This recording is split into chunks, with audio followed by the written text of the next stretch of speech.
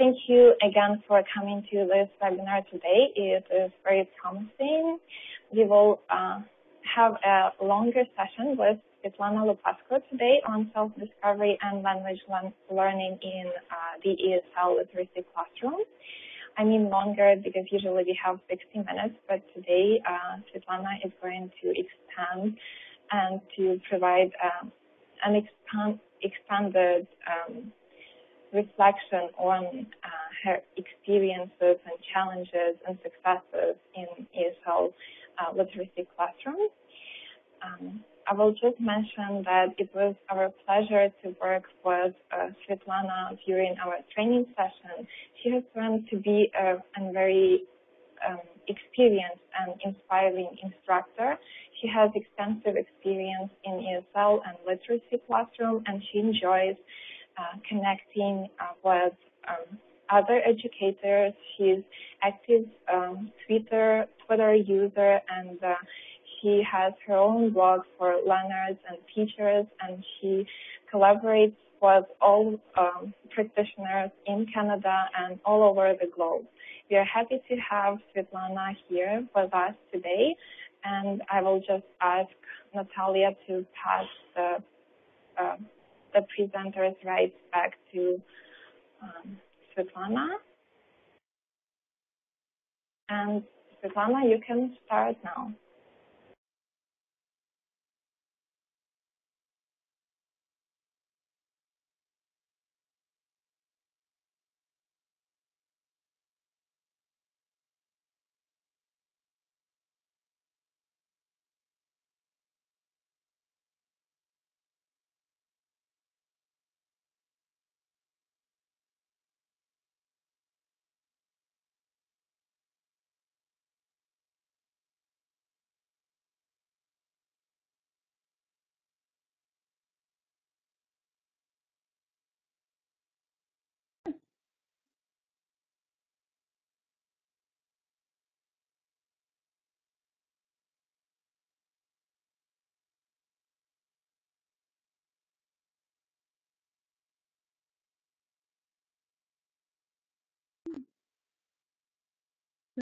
Okay.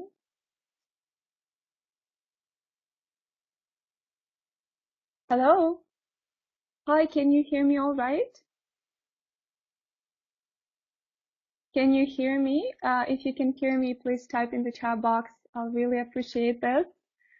Excellent. Helena, could you please tell me if I have the presenters right already, because I don't see my slides on the screen. Okay.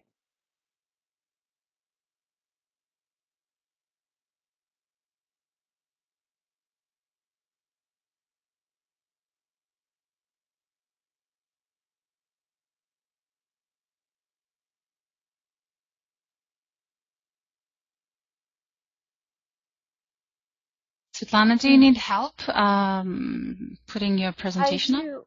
Okay, just give me a second, okay? Mm-hmm. Yeah, just give me a second.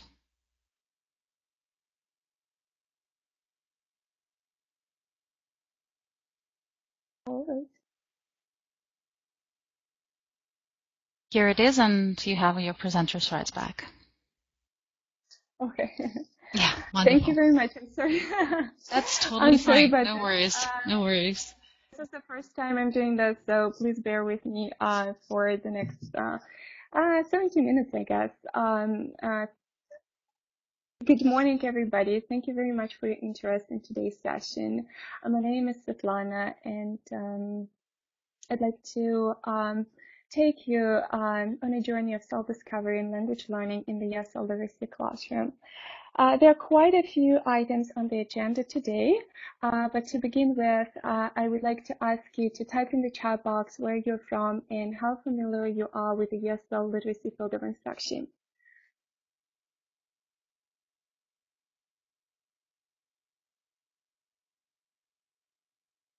Toronto, hi Toronto, Winnipeg,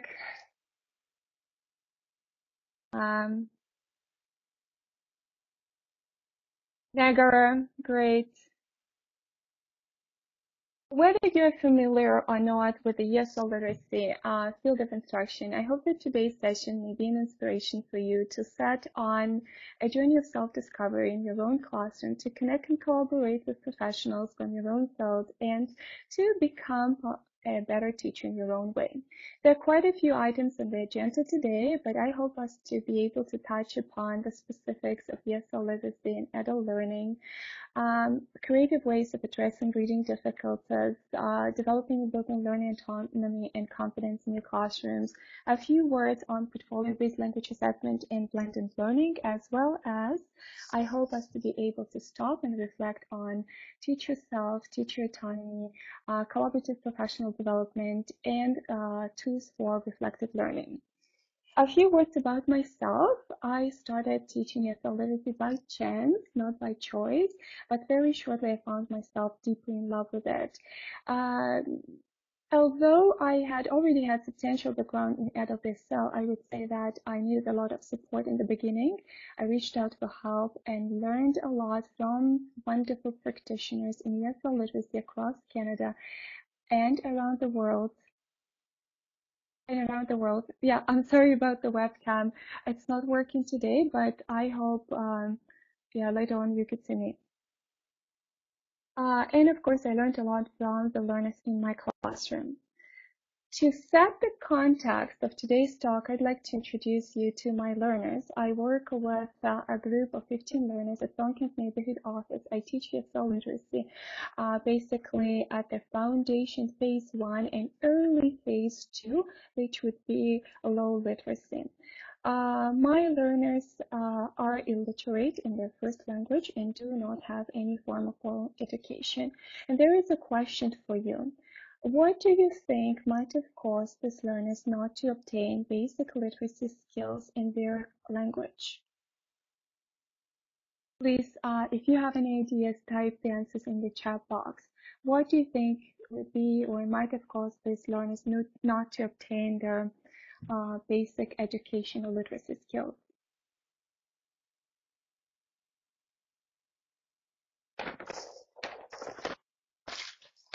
No, Tyson, they did not obtain any education in their first language.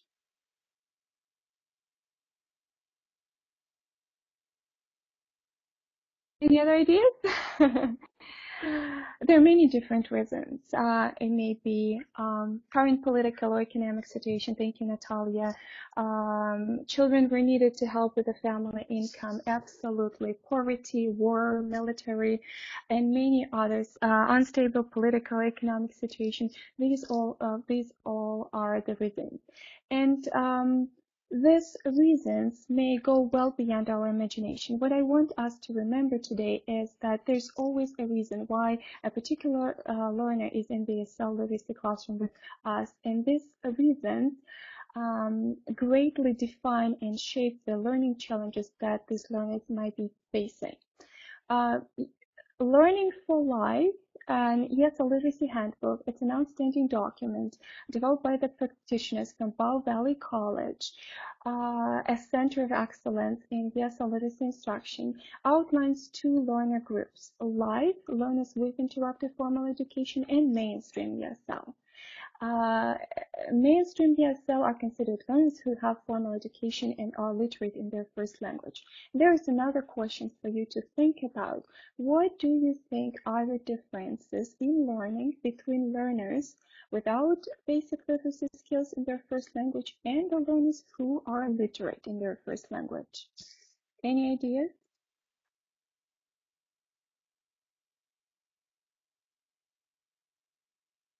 Do you think there is a difference in learning?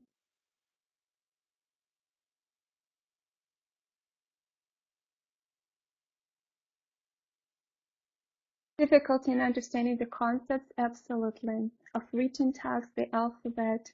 Mm-hmm. Indeed, And I think you will all agree that it is clear that the major differences are that the learners with no formal education or no previous learning experience may not have learning management skills. They may not understand how to learn individually. They may not know how to think about their own learning needs. They may not know how to collaborate and work in pairs in the classroom environment. They may get tired sooner while sitting at the desk just because they don't have enough classroom experience.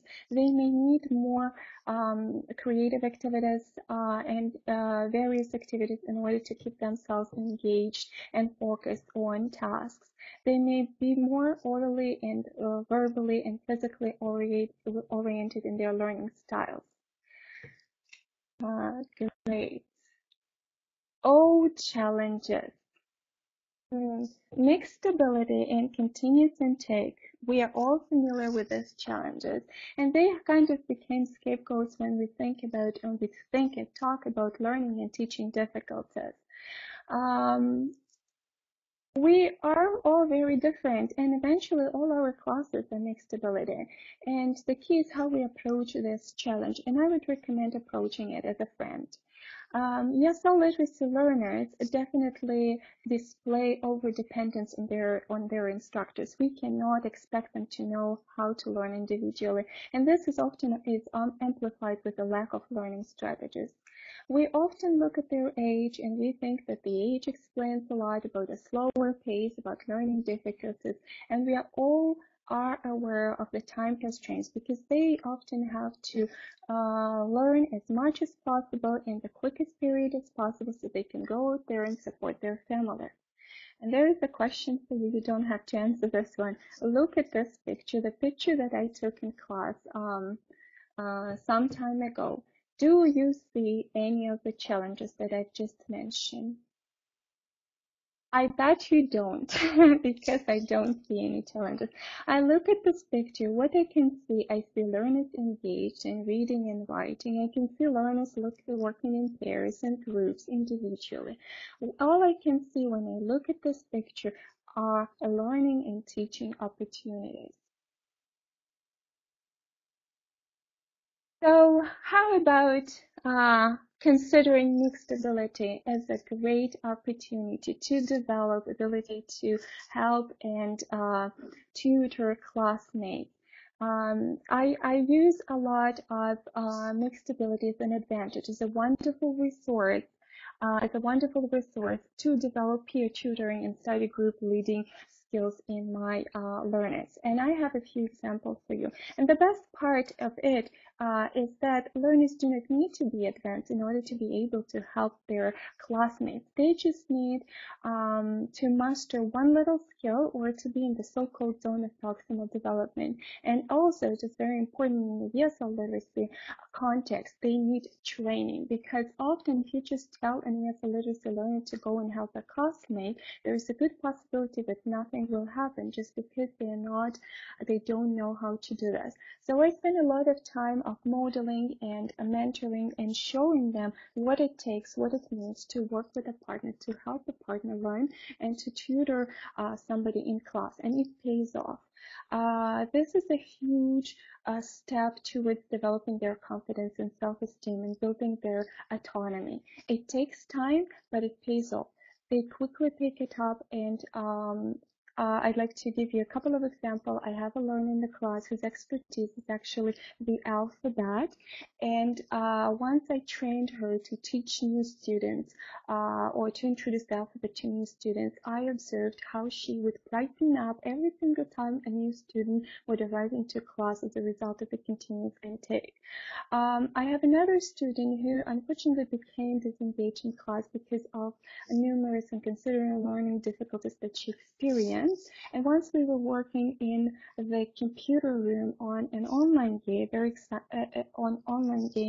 exciting game where learners have to count Canadian money. They have to be exchanging Canadian money as quickly as possible. I observed that virtually all of my leaders in class did not know how to handle Canadian money except for this one student. She was excellent. She was wonderful with the money.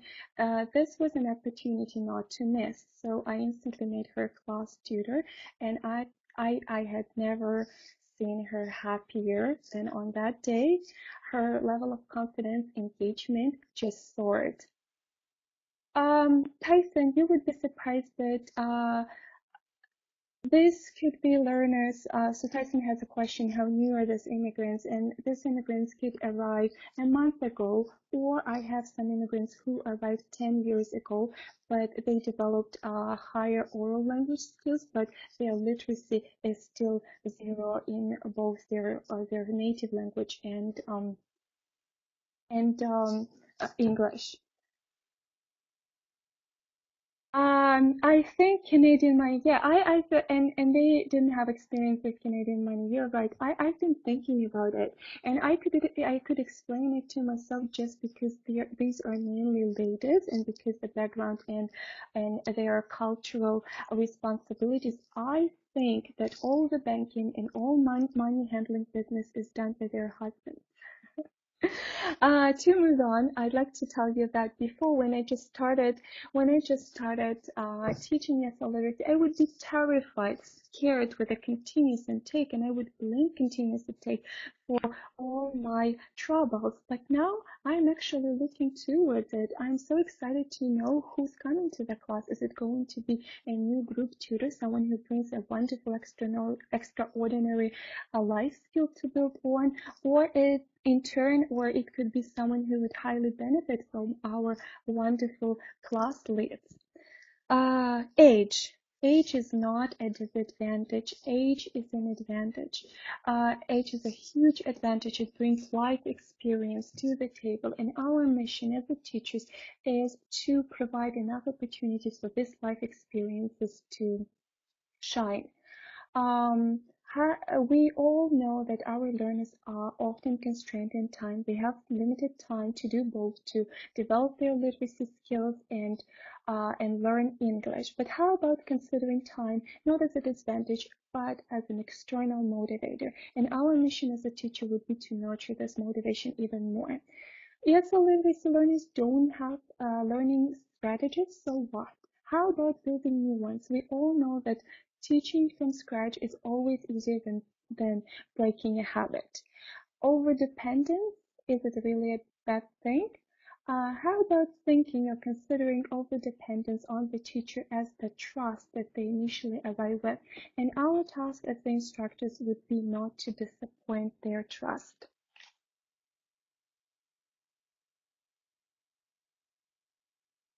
And we are here for the first pause for reflection, and you have a few options. I would like to invite you, if you want, to answer the question right away in the chat box. You could think about these questions later on, or you could even bring them up in a conversation with a colleague at work. What challenges do you face? How do you approach your challenges, as challenges or opportunities? The use of the first language in class, is it really a challenge? Do you have to oppose it, or can you turn it into a valuable resource? Over-reliance on dictionaries, is it really a bad thing? What could you do to utilize dictionaries in class effectively? I would also invite you to take this pause, and if you have any other questions so far, to ask me. And hopefully I'll be able to focus on the chat box. What challenges do you face? How do you approach them as challenges or opportunities? Any other questions so far?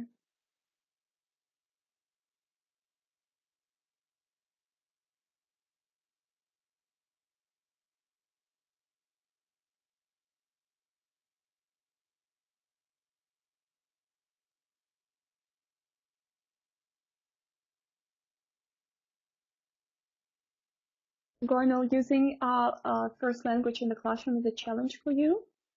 How do you deal with it? Do you have any techniques, methods?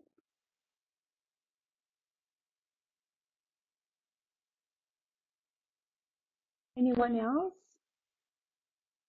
Do you have any ideas about the use of the first language in the classroom?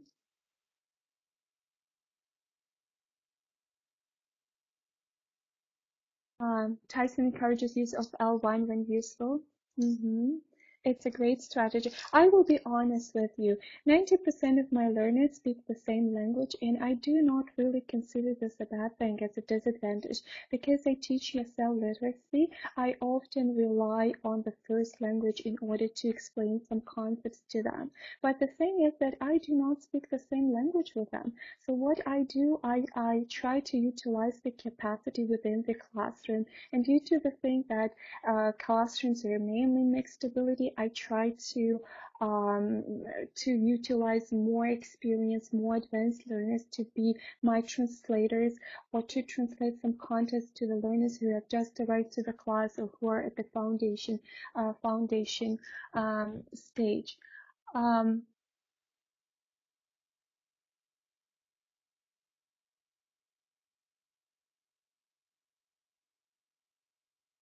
Mhm. Yes, Yelena, I agree with you. In most countries, they start learning English with the help of the first language. Just to move on and transition to the next phase of my presentation, I'd like to say that in the ESL literacy classroom, the first language could be utilized as a wonderful resource to assist learning. And what I have understood with time for myself is it all depends on our attitude, how we look at it, and how we are trying to approach it. So what we don't want to happen is to treat our ESL literacy learners as children. In the webinar that Joan Pettis did for my English Online quite some time ago, and the link to this webinar, if you missed it, you can access it on the slide. She talks about the differences in andragogy, the principles of teaching adults, and pedagogy, principles of teaching children. And I have a question for you to think about right now. What would be the differences in learning between children or younger learners and adults, older learners? If you have any ideas, please type in the chat box.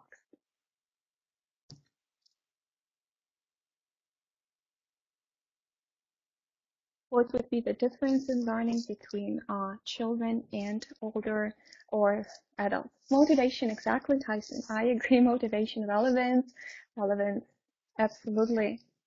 To sum it up, adult learners need to know why they're learning. If they're including in the planning process, they will respond better to learning. Adult learners are motivated, they're prone to self-directed learning, although this skill needs to be taught explicitly and developed with ESL literacy learners. They are life-oriented. It's very important to provide them with opportunities to experience real-life tasks, and they are focused on the process rather than the context. And you said about motivation, they are often constrained in time. They often have very, very short time, and their time is limited to master English in order to engage in Canadian society and support their families. I am a huge fan of learning autonomy, and I think that self-directed learning is the most effective way of learning, but in the ESL literacy field, this needs to be taught explicitly. How to do this? I hope to give you a few examples and ideas. And I would also like to mention that I find that resources that are developed for younger literacy or young learners are not always suitable for adults just because of the consideration that we have mentioned before. Therefore, I recommend do not start with weaknesses, but start with strengths. Introduce a language orally. Practice it well enough so your learners feel comfortable and familiar with the language. Then introduce reading and writing. It's kind of a top-down perspective to teaching reading and writing. We are all familiar with Dr. Stephen Krashen's famous comprehensible input I+1, and I had lots of opportunities to observe it in the classroom. What I've learned is that if learners understand the language that they work with, they're able to to acquire it easily. So therefore, it's very important to engage them with real life tasks that in turn will provide them with authentic language, rich and comprehensible input, and hopefully will provide opportunities for them to shine. And by this I mean to show their other skills, because I bet they have so many other skills that they are using in their day-to-day lives. Take risks, develop leadership skills, and do not hesitate to do so, because if you do not take risks, there's a good possibility you may miss discovery.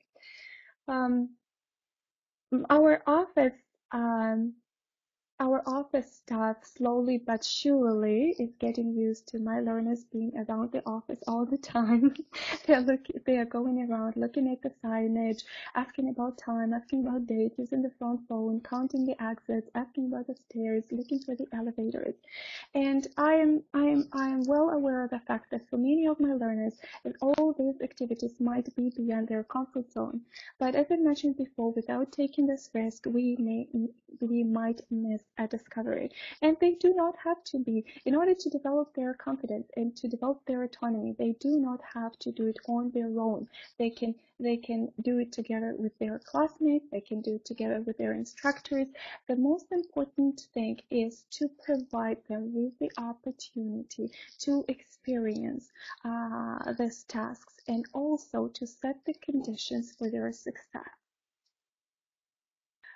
Developing learning autonomy is a noble task, but what I know, and I'm going to tell you, it takes time and it takes commitment on behalf of both learners and the instructors. Giving learners a choice is a great way to start developing their autonomy. So I'd like to give you an example from my class. We established a so-called morning routine. The first hour of our class, learners arrive and they are practicing the activities where they are exposed to the language and the tasks that they have already mastered during the course. So it's kind of revisiting, reviewing, recycling, spiraling the language that they are familiar with. So every time that we learn a new language, where, for example, we work on a new task, I try to put aside or keep a sample in different formats, maybe a worksheet or maybe on flashcard or index card of the activity with this language. So it's stored somewhere. When the learners arrived in the first hour of the class, they are given a choice. They're given a choice to look through the resources and pick one activity or two activities that they want to work with. And the ability to make this choice will develop over time. For some learners, it will develop sooner. For others, it will develop later. But the opportunity to give them the choice, and hopefully, eventually, they will choose the activities, not only those that they think are easy or what they want to do at the moment, but the activities that they think will be necessary to develop a certain skill or will be necessary for their learning.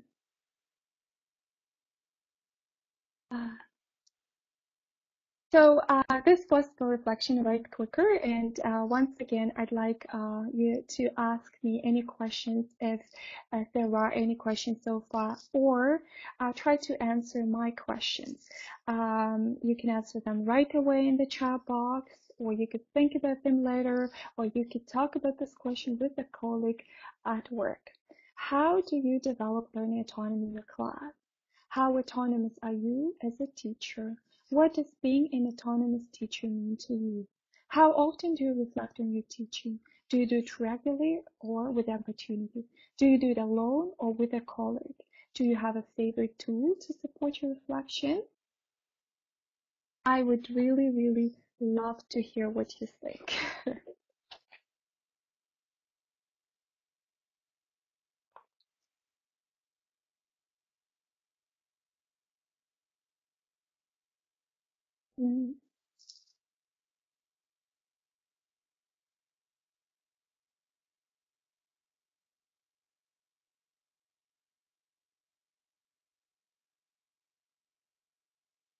Great, Natalia. Record yourself teaching and then watch it and analyze it. I just did it a few days ago. and I asked my learners to record me, and I had to, as always, and as anything with any learners, you have to explain to them why you're doing this and what is the reason, because I work with learners who are not very happy to see themselves on the camera, and I had to explain to them that this is to for me to analyze my own learning. A reflection journal, excellent. Does anybody have a reflection journal? Do you take a note after the class? Do you come back and think about what happened, your class? Anything rational, anything that I teach in class? Mm-hmm.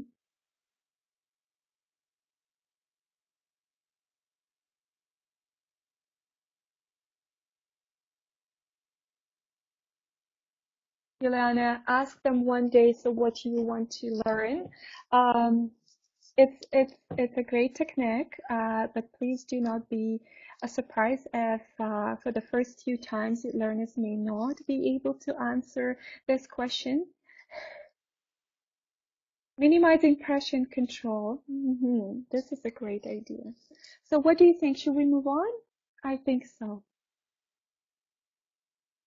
Right now, I'm going to introduce a few activities that we've used in the class during this first hour of revisiting, reviewing, spiraling, recycling the language. And as I've already mentioned to you, there is a good chance that ESL literacy learners will respond better for the activities that involve physical and tactile experiences. I have described many of the activities that we like on my blog. Right now, I'm just going to talk about them briefly, but if you are interested in any of them, you could take a look at the blog and see the blog for more details. So these activities were initially designed for the foundation in phase 1 learners, but they can also be used at phase 2 with increased level of complexity. Okay, let's go. So these are the craft sticks, and we love craft sticks. We love working with wood and moving, manipulating with it on the tables. And I have a question for you. Have you ever experienced craft sticks in any ways? And what do you think could be done with the craft sticks in the ESL literacy classroom or in language learning in general? Craft sticks, anybody? Anything in the chat box?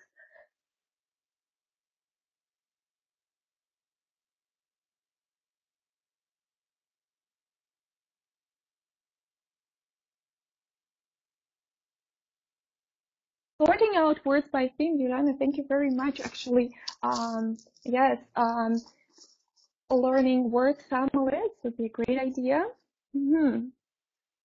Just to help you out here, so craft sticks happen to be great with anything that involves organizing, classifying, ordering types, groups, numbers, etc. Learning new vocabulary, putting words in a simple sentence. It's definitely a fun way. So what we have done so far in my class, and I think it worked very, very well, we used them to learn the alphabet, cue words, develop letter to sound recognition, upper and lower case, numbers, days of the week, months, best before dates, Canadian holidays, Canada's provinces and territories, reading short stories. And to find out much more, you could take a look at my blog. I have a whole post about it. Index cards. Index cards are my favorite.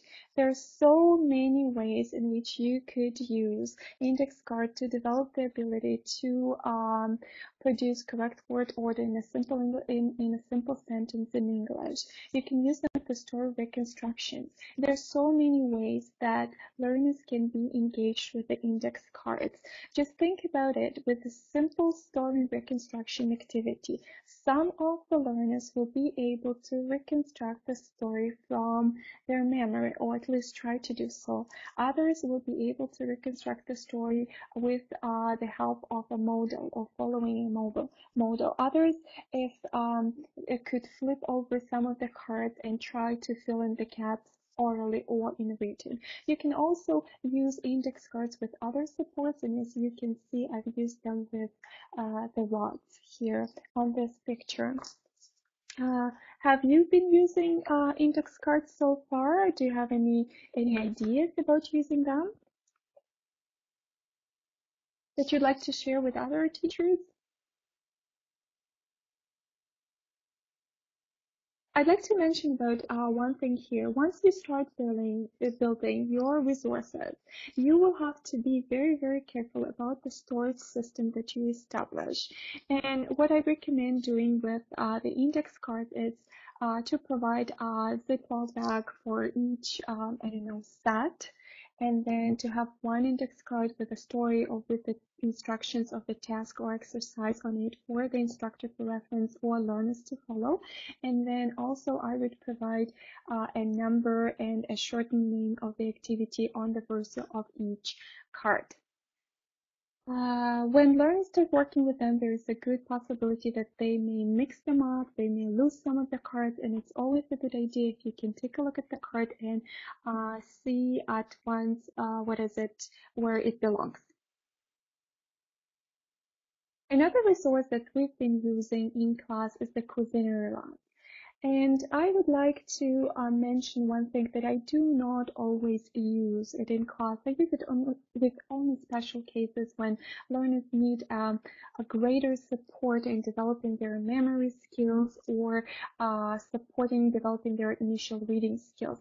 I usually use these words. They're not always necessary, but I usually would use these words with the learners at the foundation stage if the learners are not yet ready to get into contact with the written text, so they do not understand written text on the handout. And Cuisinary rods are just great for developing memory skills, to activating speaking, to reconstructing simple sentences with accuracy. Yes, Yelena, about the videos. By the way, you don't have to watch them right away. These are two examples that I just would like to share with you. Video 1 and video 2, there are two activities. And one of the activities is the learners reconstruct a simple story that they have just read and they have mastered already. And another one is, and they work in a group, but another video is a learner is working individually, and she's actually reconstructing a story using a sequence of pictures.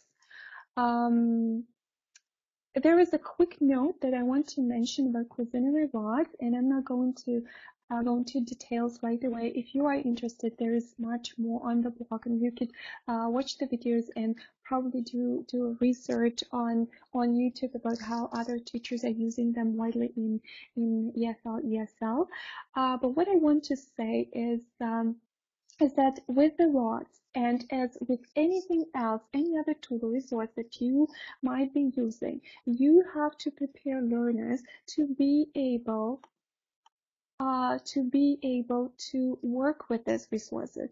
And how you do this, you use them consistently, you use them to model different activities, tasks, you use them, then you teach something explicitly, and gradually prepare learners. Once the learners feel comfortable and familiar with these tools, believe me, they will find much more and many different ways and will invent their own learning. Another resource that I would like to mention about is the flashcards. And the good news about the flashcards is that we do not have to buy flashcards anymore nowadays. All we could do, we could make customized set of flashcards for our learners, and I like using the Quizlet.com, and I bet you are familiar with this resource already. But what I would like to suggest and I would like to encourage is to make personalized sets for the learners. At Quizlet.com, you can print them out, and there are different there are a couple of ways you can print them out.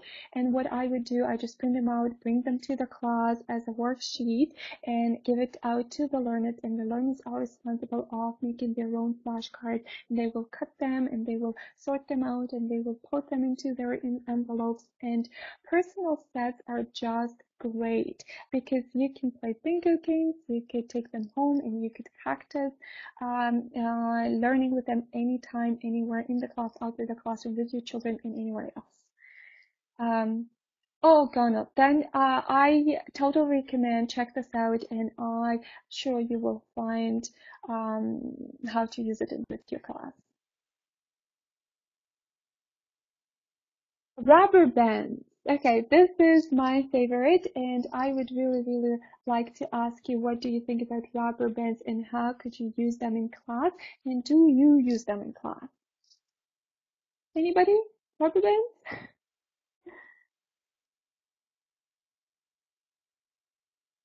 Oh, Tyson. I keep a bag of rubber bands in my class, and I just wait for the opportunity to come up and use them. To teach stress, to teach a longer vowel sounds, to teach longer consonant sounds. Many of my learners, I found about, I discovered rubber bands with this YouTube video, and there is a link on my slide, straight up English teaching word stress. And if you watch this video, it will give you much or a lot of great ideas how you could utilize them in class. Why it is great for us? Because my learners understand or tend to understand better if they can feel, and I think virtually anybody who who learns English as a second language will be able to understand sounds better if they can feel and experience it. And many of my learners have difficulty of pronouncing sound in English, so when they speak it all often sounds like S. For example, as student, as school, and this is just a great. Whenever I have an opportunity, I do not teach this explicitly, but I just, with an opportunity, would hand out band to a learner who has this challenge, and would practice with the learner, saying, for example, student and stretching the band, or school and stretching the band, and it's just there's so many ways, and we love them. We just love them. I hope if you go to dollar store, you could just buy a bag of them for $1, and it will probably last for the rest of your life. I'm sorry. Colors. How do you use colors in class? Do you use colors to support learning in general? Any ideas about using colors in class? Colors. I often use colors to teach grammar, phonetic teaching. Excellent. This is great. Yes. Also teaching grammar, for example, think about using, yes, I do, no, I don't. We often use colors to do this. There's much more in my blog, but what I would like to talk about is the color vowel chart, and I will just try to experiment here a little bit with the slide so you could probably see it a little bit better. Okay, I think it makes the difference now. So this is a fantastic resource developed by Karen Taylor and Shirley Thompson. And when I saw it, I just knew it was meant to be in my class, because so many learners who experience difficulties with traditional phonics would really appreciate it. So look at this color coding. Look at this chart. If you take a closer look, I am sure you would be really impressed with it. How original these ideas are and how useful it could be in the class. For example, look at green tea to teach the long E sound, or purple short, a cup of mustard. This is just great. You went to their workshop, Gonal? This is cool. Yes, I have a poster on in my class. But I will be honest with you, I have just started experimenting with this resource. I don't have all the answers yet, because many things come up while working on this with the learners. What we have done so far, we have it in the classroom. Learners, and there is another idea that you can buy a poster, but you could also make your own poster with the learners. How much fun could be it? And what I've noticed about my learners that they love coming to the chart during their breaks and reviewing the colors and trying to remember the words and sounds associated with it. And we've done a few words so far. We did green tea, as you probably can guess. And every other day, I would draw learners' attention when we have a flexi stage during the class to the chart, and with elicit green tea. They're eager to remember. They remember the associations are very, very strong. And then I put the green tea on the whiteboard and elicit reading. Maybe erase a consonant and elicit reading only of the vowel sounds. Manipulate with some consonant, add a few consonants to make meaningful words. I don't know, green sea or green beans, and so on. And then come back to green tea. And also just for fun, we could have green tea together to reinforce learning.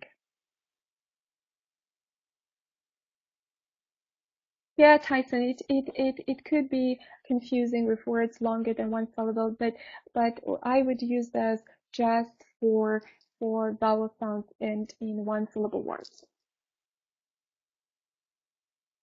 This is another resource that I'd like to share with you, and I will just make it a little bit okay. So I think you can see it now. Dialog chains.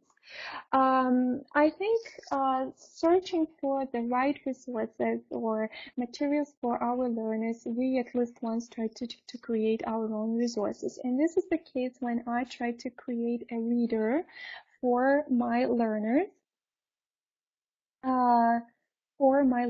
And this is a reader that learners review or like reading during that routine hour in the morning that when they are recycling the language. So dialogue chains, we like simple dialogues. And what kind of dialogues we like to practice? The real life dialogues that would be extremely useful in their class life or the life outside the classroom. For example, short dialogue, excuse me, how may I help you? I'm looking for the washroom and the washroom is there and there. For example, excuse me, I'm looking for the exit, or excuse me, how may I help you? What is the date today? So these are conversation builders, conversation starters, and why we call them dialogue chains is we often like to practice them in the whole class from one learner to another in a chain and until everybody in class practice and then mingle and mix. So learners are greatly familiar with this little dialogues, and what I did, I just put them together in a reader on paper for learners to revisit and practice the dialogues. What I want you to observe here and pay your attention to would be some features of text and communication that I use to develop these readers. By the way, you could download one of the readers here if you access this link. So the intention to share it with you is just to share an idea, and if you find it useful for your own class, you could certainly create something similar that would fit the best interest and needs of your own learners. So first of all, I would like you to notice the font. Comic is usually used to design activities for worksheets for ESL literacy learners, just because it's very close to the letters that they actually experience or practice in writing exercises. Also, there's a lot of and plenty of white space. At the top, you could see pictures that identify the skills that are practiced here. The writing is missing because I intended as a reading exercise, but if there is more writing involved, I would definitely add an icon with writing. So there is a name and date for them to write. There is a learning management system, so that when they look at this icon, they could see that this is an activity to practice with a partner. And because we do this very, very often, and I consistently use all the same images and icons and instructions in any materials that I design, they instantly can recognize and they know that this is ask and answer about something. So they have to ask and answer partner. And this is a short dialogue, just 4 lines just enough for them to practice reading with a classmate. About the images, I've been using a lot of two websites, openclipart.org and pixabay.com, and I would recommend, if you use images, check out this website. They're open source free websites, and you could use the images to develop your material for your students. Any any ideas so far? So please don't hesitate to click on the links and see if something is appealing to you. You could download or check it out. So teaching reading, and as you probably have guessed and you probably know, as an ESL literacy instructor, I am highly interested in research on developing reading skills in adults. And this is a question to you to think about: what is reading fluency? We often talk about that developing reading fluency in our learners, but what does really reading fluency or reading with fluency mean to you? Any ideas about reading fluency?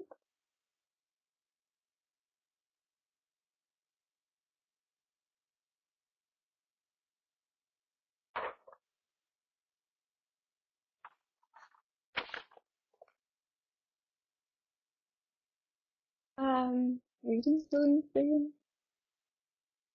Maybe I could help you with this one.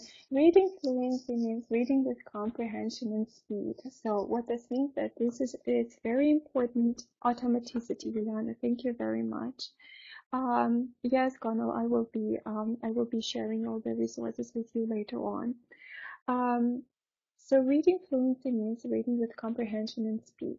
What this means for teaching ESL literacy learners is that it's very important to provide both opportunities to develop reading for meaning and opportunities to develop reading with speed.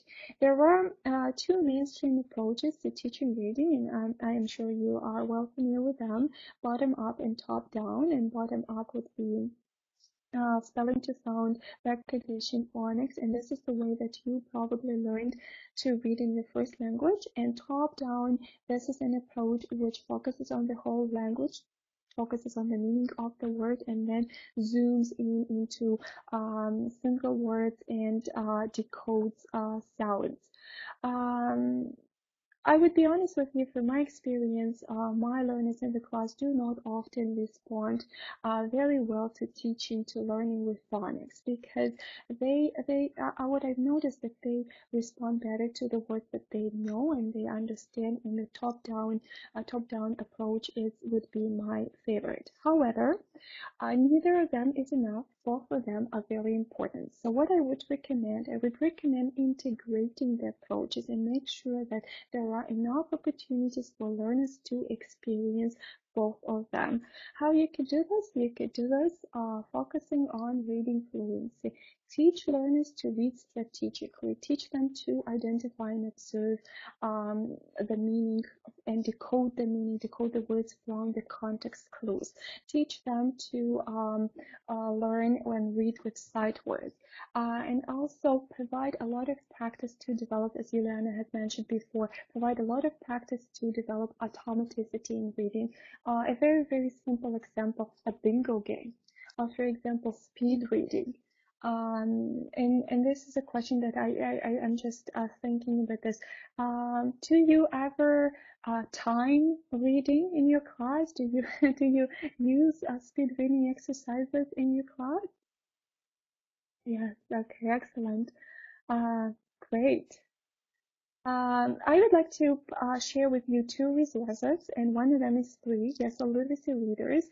And in the ESL literacy field, these are well-known, familiar resources. ESL Literacy Network, Bell Valley College provide quality resources, open source for practitioners anywhere in the world. And ESL literacy readers, they've published them online with an audio support, so you can order them.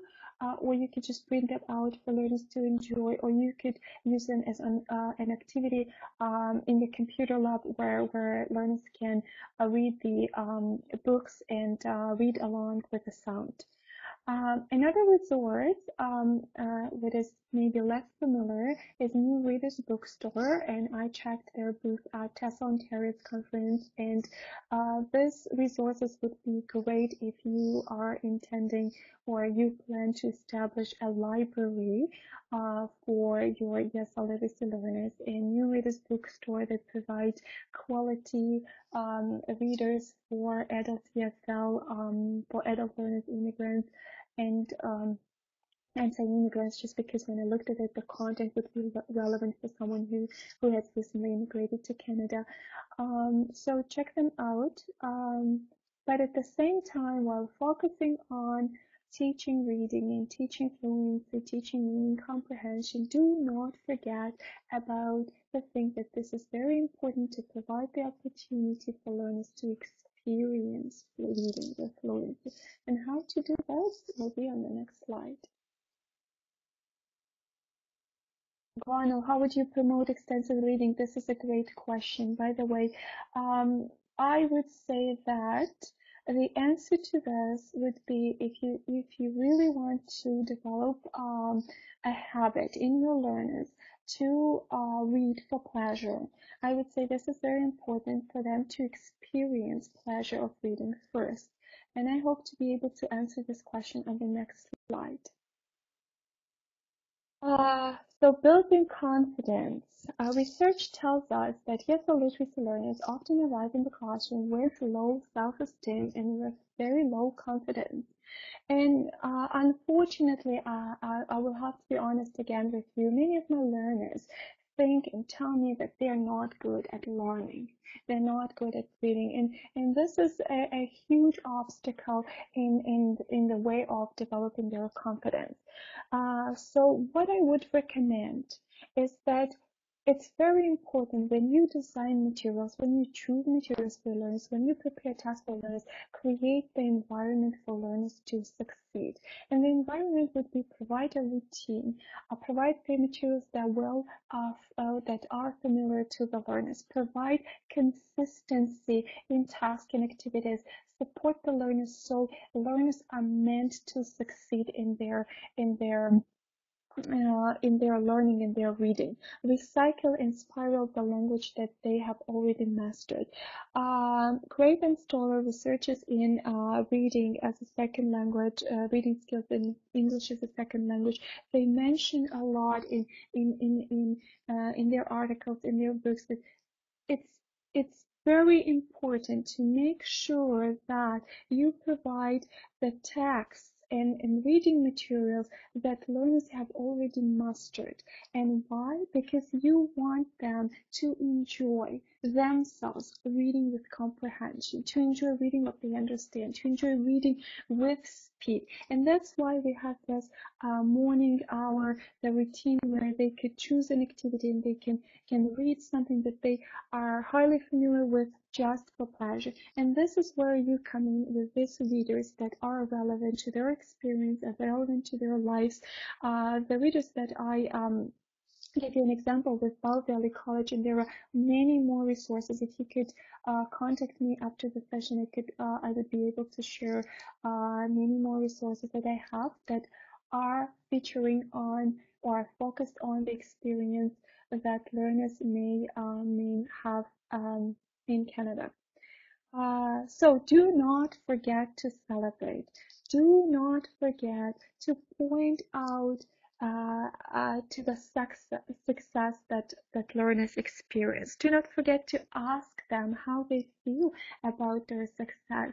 Do not forget to ask them what they think has contributed to their success. And if they cannot answer this question in the beginning, then just give them your own opinion and support them and see how they will develop an awareness of understanding their own success.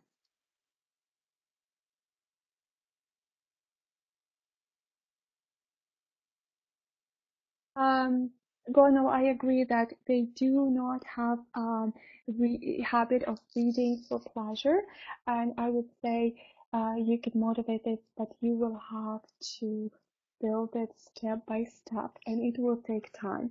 It actually says that, if I'm not mistaken, research tells us that developing fluency in reading will take at least 7 years.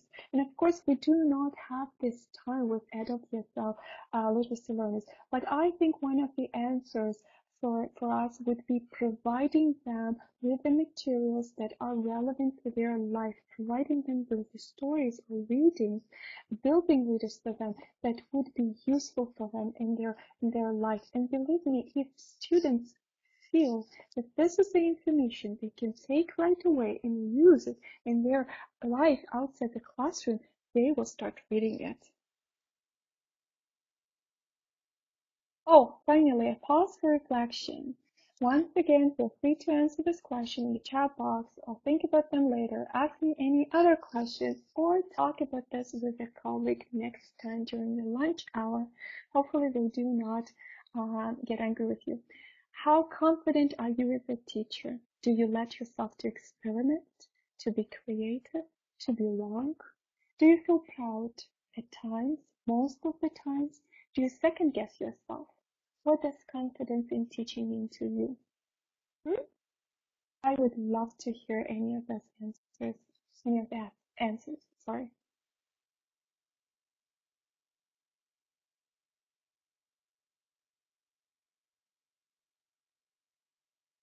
Juliana has given a great example. Example of taking pictures during the class and then compiling a reader for learners, and it works just like magic because we all love reading and learning about ourselves, and this is a well-known technique in ESL literacy field, and that can be used anywhere in ESL. It's called language experience approach, and I do use it a lot. And I will be honest with you, these are the favorite readers that my students actually they ask for more. Egocentric, right? So how about your confidence? How confident are you as teachers? Any ideas?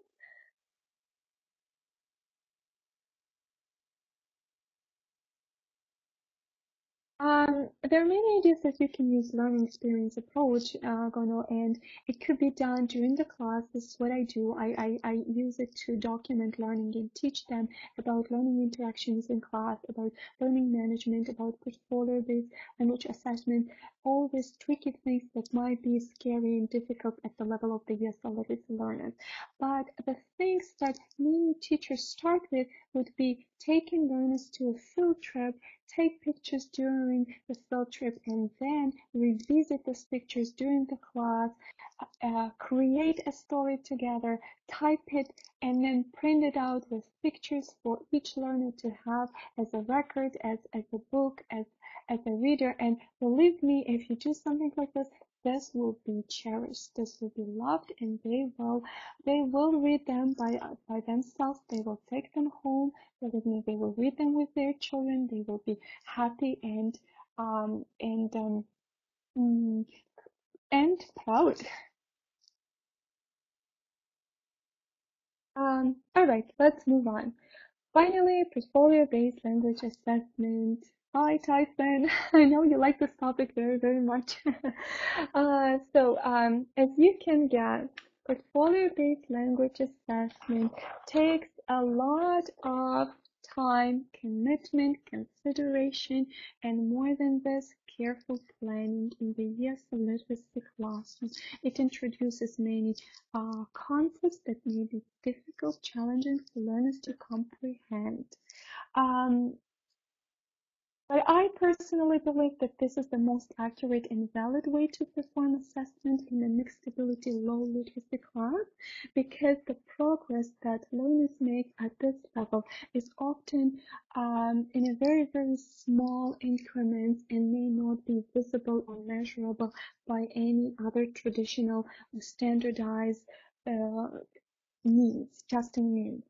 So there are a few things so far that worked for us, and that I would like to share a few ideas about for implementing portfolios with ESL literacy learners. What I have understood is that portfolio-based language assessment does not happen once a week. Does not happen twice a week and 3 times a week. It happens every single moment. It starts with planning. It's embedded in learning, and this is the teaching philosophy. The teaching is a curriculum design that you have to start with, and sometimes you will have to turn upside down the whole teaching that you've done before. Although I have mentioned that it will need careful planning in the ESL literacy classroom, and I like to plan for 10 weeks in advance, do not be afraid of making a step away from your initial plan, because there are so many things happening in the classroom that may deserve your attention, may be beneficial for learners, and may actually contribute to those discoveries that we started talking about. Portfolios are not only about collecting samples of learners' work. At this level, at the level of the ESL literacy, portfolios are mainly about skills, learning management skills, developing an understanding of keeping, maintaining personal learning resources, building an awareness of personal skills and accomplishments, abilities to perform on tasks.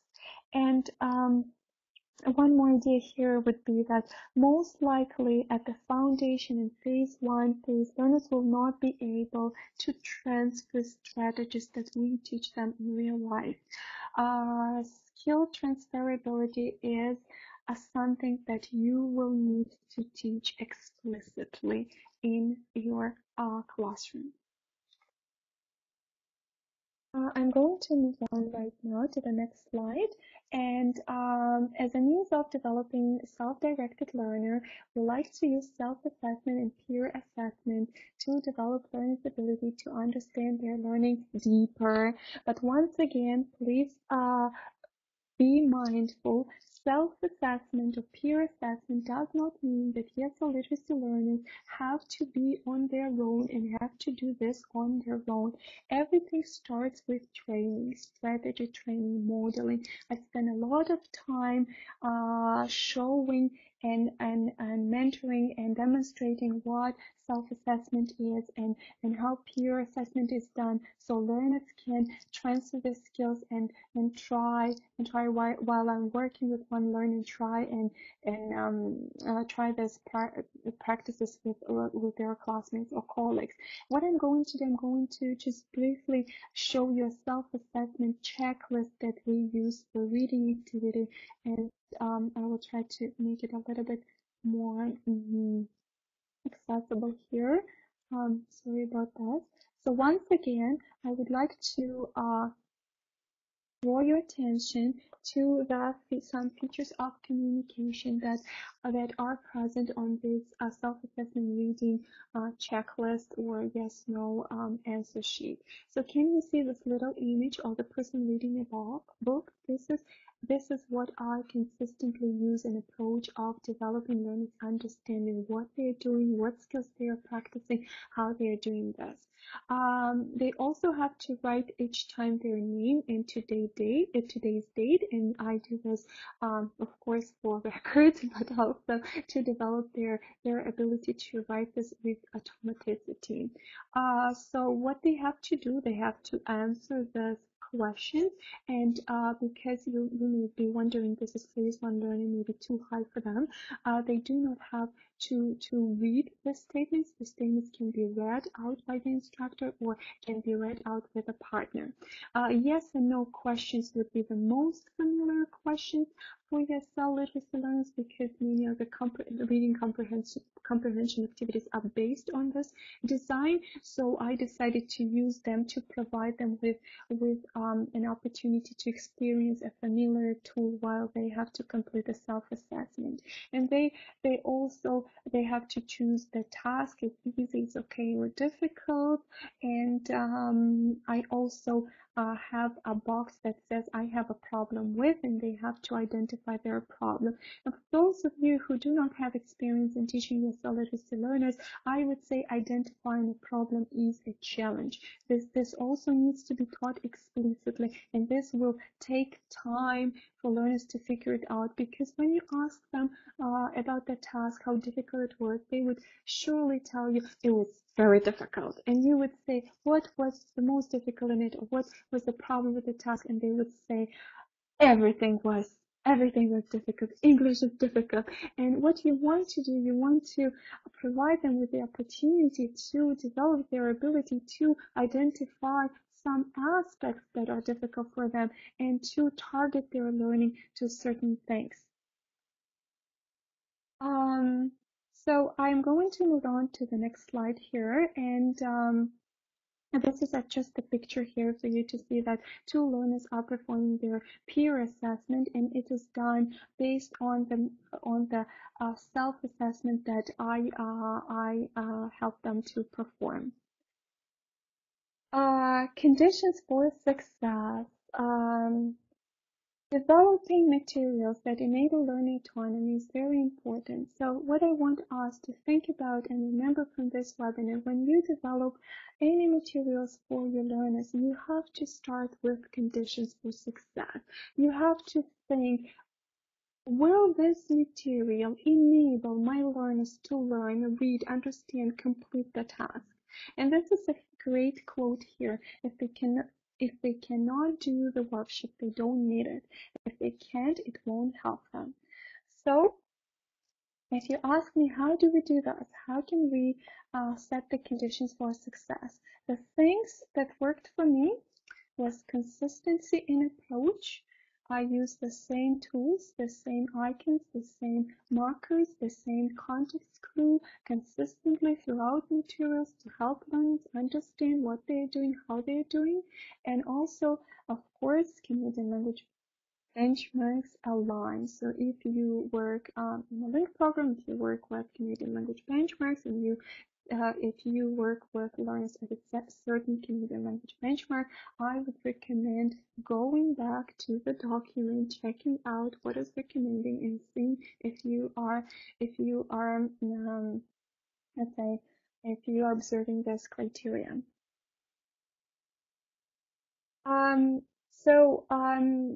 I've already mentioned here about the consistency and approach, and to demonstrate this, I'm going to share just a few samples, and I hope you to be able to observe a few things that I wanted to achieve with these materials. So I'm going to show you just a few pictures, a few materials that I use for developing different tasks, and this is a listening task. You can see a picture of an ear here, so when learners see it, they know that they will primarily be doing is listening, but also reading and writing. Why? Because I am a huge, I will be, I'll have to confess here that I am really challenged that Canadian language benchmark asks us to create tasks that are based on one single skill, because I am a believer in an integrated skill approach, and I really think that skills are happening integrated in real life. So that's why I introduced this a little bit of reading and writing here as well, because I do not think that listening by itself will be possible. So they also have to write their name and date. Please look at the lots of white space that is provided for learners, so it's not cognitively overwhelming for them. They can handle this content, they can handle this text. Also the instructions, they can see they have to listen to the teacher, they have to look at page 2, and they have a pencil, so they know that they have to follow instruction. They will probably have to write something. 10 minutes left. Yeah, we're almost there. So a reading task, here are the same features you see: an icon, you see an eye, so they have to look, and a pencil, they have to write. A writing task, the same design.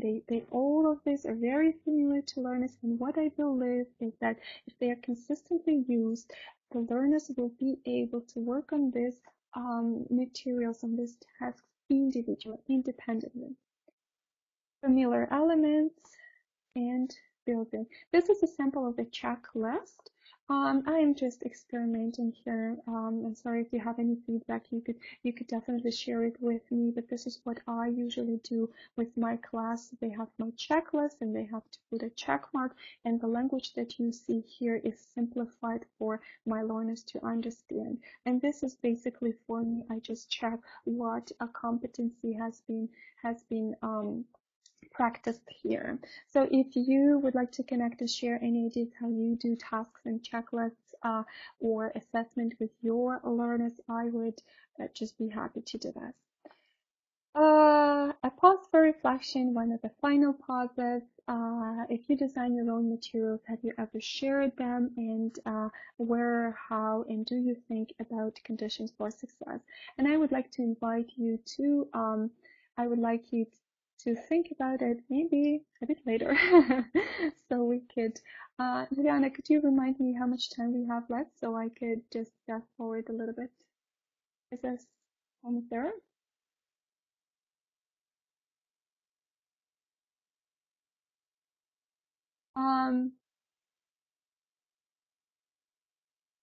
5-10 minutes. Okay, excellent. So I would suggest that we just think about this reflection later on, and I would just fast forward you to another part of ESL literacy instruction, and this would be blended learning. I have created a blog that I use with my learners to practice digital skills, and what I'd like to say is that more and more services are becoming available online exclusively, even official governmental services. And of course, this poses a challenge for learners without access to computers or without decent digital skills. That's why the work that we do in the computer lab, I like to call it developing digital life skills. So there is a link to the blog that I use with my learners. And by the way, many ESL literacy teachers are doing the same thing. They have a blog for their learners that their learners can access anywhere at home, in the library, in the classroom, and review, revise, or play games, review flashcards, and work on many different exciting things.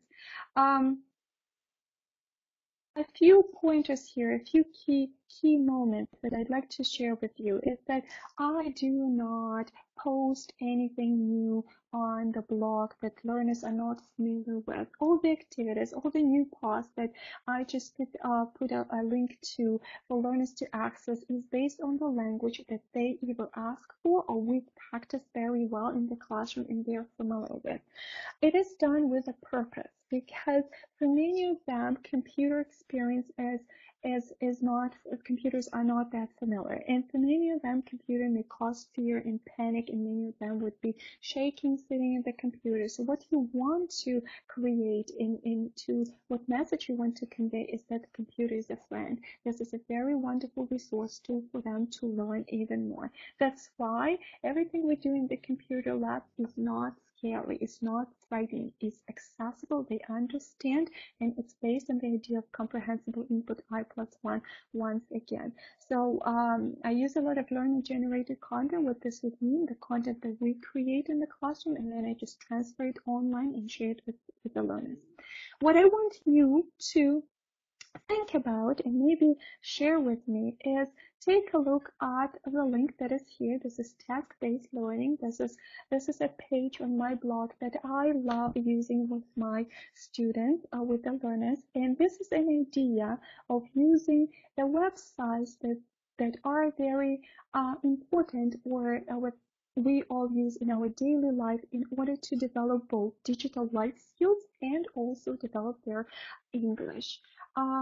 So what kind of activity, if you take a look at this page, I am sure you will find a lot of ideas in order to be able to practice language in the classroom and in the computer room. So what kind of activities I would like to invite you to take a look at, and if you remember anything else, please share with me. So for example, checking in checking an apartment in Toronto, or checking a grocery flyer to find the best price. For example, finding their postal code, or finding a member of parliament on the internet, or for example, choosing a car seat for the baby, or checking out a doctor's number, or for example, checking seasonal fruit in Toronto or in Ontario, because I live in Ontario.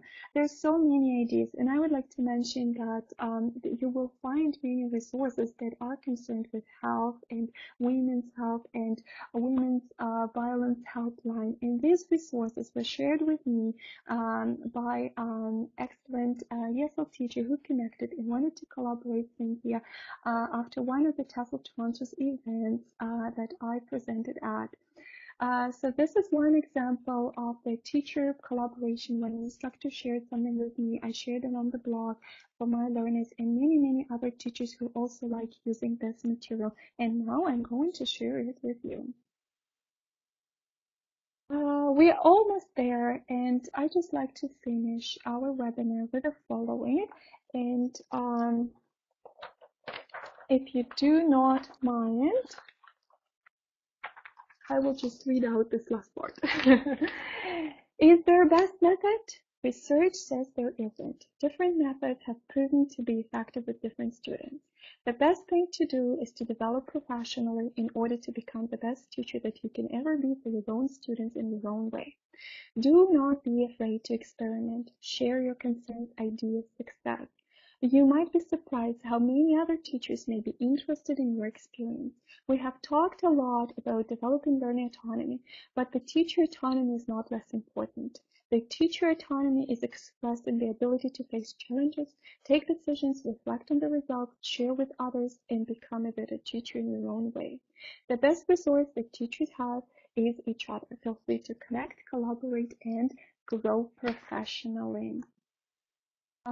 Final pause for reflection. Is there anything that you can share from your classroom experience? Is there anything you want to do together with a colleague? Is there anything I could help you with? What collaborative activities are most appealing to you? When are you ready to start? And with this note, I'd like to say thank you very much. Please connect. There's a link to my blog, the blog that I use with my learners, and my Twitter account. I'd love to hear back from you. Thank you very much.